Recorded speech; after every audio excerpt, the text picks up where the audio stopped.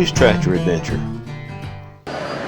Here we're in front of the Kubota exposition, looking out across all the tractors.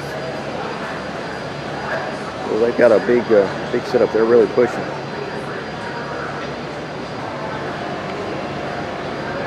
Take a little look at their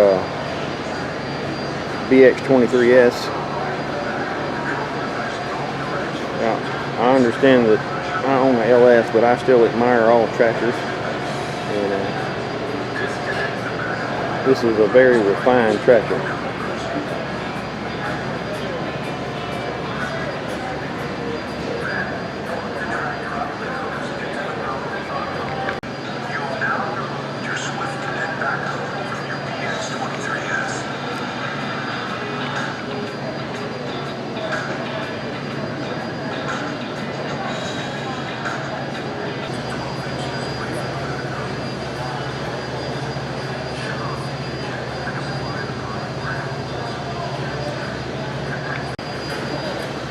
One new feature is the Kubota BX23S has the quick attach, but you know, I guess it does offer you some different attachments that might save your back.